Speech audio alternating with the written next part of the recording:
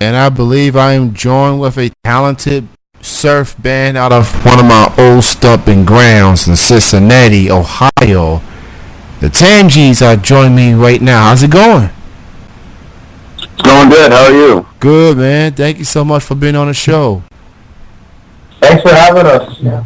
So, before I get into the questions, I want to do a roll call so that the listeners that's listening live and those that's going to listen on YouTube know who's in this call. So, state your name and what role do you play in the band? Who wants to go first?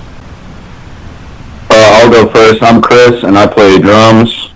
I'm Zach, and I play bass. I'm Jimmy, and I do guitar and vocals. And I'm Brian, and I also do guitar and vocals. Awesome. So I've heard of you fellas through some mutual friends. I live in Lexington, Kentucky. I know some bands there that y'all might be familiar with. Warriors, a surf band in Lexington. I'm friends with them. Yeah. Oh yeah, we live well with. Dylan's the best. Yeah. So, hey Dylan, if you listen to this, we love you. Yeah. Shout out to them. So those fellas introduced me to the surf sound, and I became a fan of them ever since. And I started listening to you fellas, and I'm like, wait a minute, they from Ohio, they from my old stomping ground. I love Cincinnati. All about the chili there, Reds baseball. It's a lovely city. I hope the Reds will play better baseball, but that's a different conversation from another time. Yeah. So, with all that being said, how did you talented fellas got together and form this band? Well, Jesus was way back. Me, Chris, and I, we met outside a venue, and basically we were in a band before and wanted to make another band with a different sound. Right to the point. Right to the point. So obviously, people listen to like variations of rock, regular rock, alternative, heavy metal, new metal, and I just heard about this surf sound recently. For people that may not be familiar with the surf genre, how would you fellas best describe surf music as it is? It's like the Beach Boys, like Dick Dale and the Deltones, the Ventures. In Pulp Fiction, when John Travolta is driving to pick up Uma Thurman for the date. Well, it's kind of like the music in that scene when he's driving to pick her up. Sorry if that's a bit vague. I love Pulp Fiction. That's a classic right there. Classic. If those that haven't seen it, you're probably too young, or you just don't know. But just look it up, go get it, buy it or whatever, and you realize how amazing of a film that is. Pulp Fiction. That is a classic, no doubt about that. So I want to also talk about this record that y'all put out recently. Talk about recording it and how y'all fellas feel about it since its release.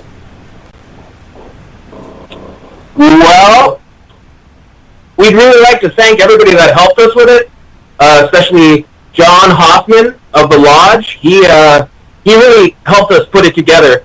I feel like we had an idea with it, but he just kind of solidified it.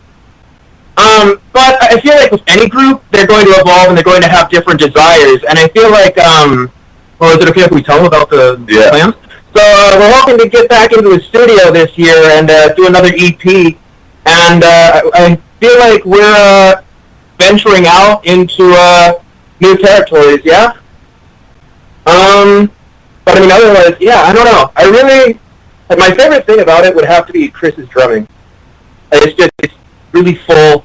It's bombastic, but it has this cleanliness to it where it's just like surgical. I definitely enjoyed the record. I played it earlier. I played Dirty Mirror. I played Riptide as well. Definitely incredible music. And that record, the Tangees, is available on all your digital streaming music platforms. Spotify, Apple Music. It's there. So go stream it, purchase it. And when you get done with that, you tell your friends, you tell your family members about it, and have them do that, and just have them do the same thing. Have that sustain. Support these fellas. Talented. So y'all mentioned y'all working on y'all gonna be working on some new music this year. Do y'all have any like upcoming shows that your fans need to keep an eye on? We do have a new upcoming EP. You can find teasers for it on our Instagram. We don't have any upcoming shows as of yet for this year, but the best way to find out about upcoming shows is just to follow us on our social media. We have an Instagram, Facebook, but we will be recording early this year, and then we are looking at potentially releasing it sometime this summer. Awesome. So until then, go stream that first EP, get a good feel of what these fellas are all about, what the music sounds, and get ready for EP number 2. It's coming. Gotta wait for it. You know, I look at musicians as chefs. Each Arnold classic. Yeah. So it's basically like chefs. Like, you want to make sure the food looks good and tastes good. And, you know, these musicians, they put a lot of hard work in the studio to put out the best music possible. So I enjoy the first I enjoy the first record, and I look forward to the next one. So from a band's perspective, you know, how long have y'all been together so far?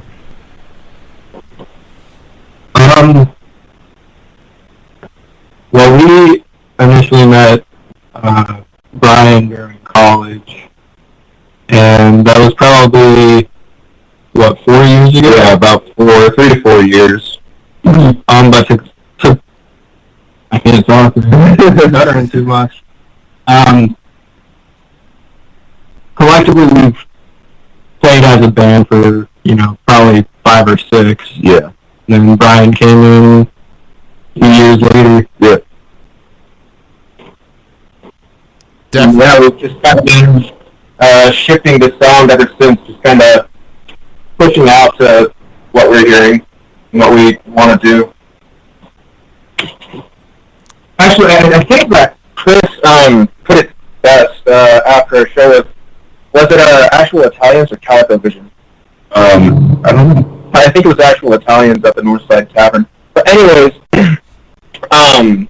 this guy said it seemed really just crazy, but yet it was still cohesive. How do you do it? And Chris said this, and I'll never forget it. He said, we don't put any of each other on leashes. So it just feels like we're able to venture out into whatever creative territory we want. And we can always pull back in if it gets too weird. Well, I'll definitely will say that things have definitely worked out for you fellas. Y'all got a sound. Y'all got something that y'all love and y'all into. Y'all doing shows all over Ohio, and getting quite the good response from it. I really hope that you guys able to get here to Kentucky at some point this year, because I definitely want to see perform. We're eventually gonna. Wellris is eventually gonna get us down there, and I'm holding their word to it. So we're playing a show with Wellris at some point this year. Definitely. Yeah, Definitely will let them fellas know for sure, because I do see them from time to time. I'll just tap one of the guys in the shoulder and be like, hey, get them Tangees from Ohio down here. Do what you gotta do. and make that happen. So I want into the and congrats to them on their latest EP that just came out recently at the top of this year. So so being local artists, obviously a local band for that matter, just doing things that y'all love and being passionate to it.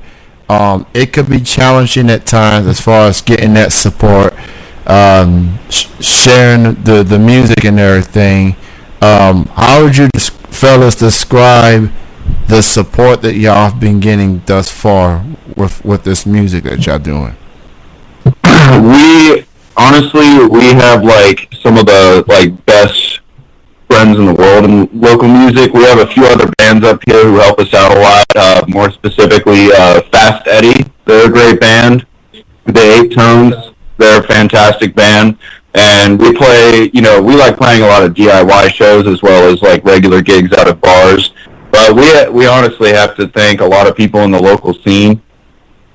But yeah, Cincinnati, specifically the area of North Side, has kind of a tight local scene where we're slowly making our way into that rotation. Yeah, I lived in Cincinnati for like 7 years. I've had good memories there.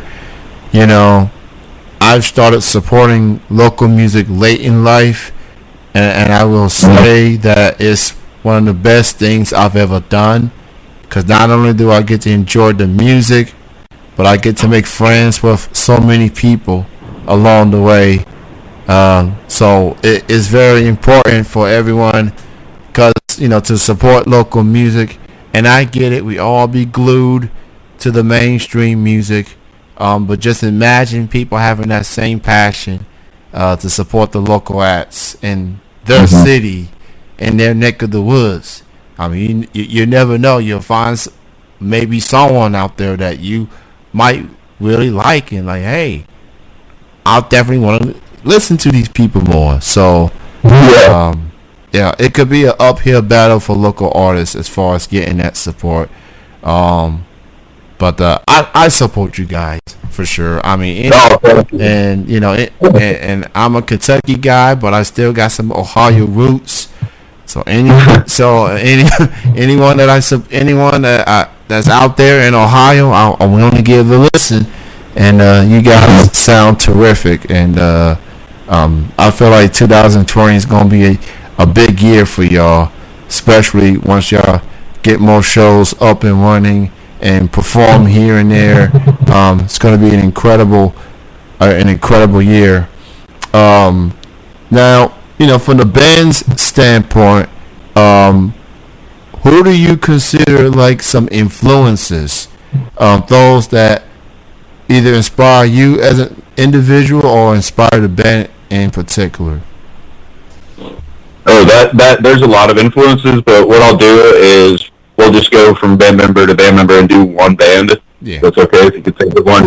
Cool. My introduction to this style of music, I believe, is fiddler. I'm actually kind of right there with Chris. But I also have this other band, Subpar. I really like their tone. And yeah, obviously like Big Dale, I just love the surf guitar, some cool stuff, and that's kind of what got me on my to learn how to tremolo pick with my style. So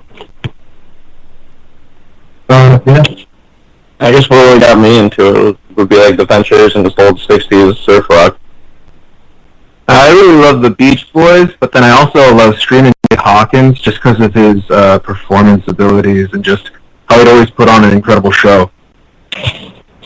That's all four, I believe. I definitely like the Beach Boys for sure. Anytime I think of the Beach Boys is when I watch that Rush Hour movie. Yeah.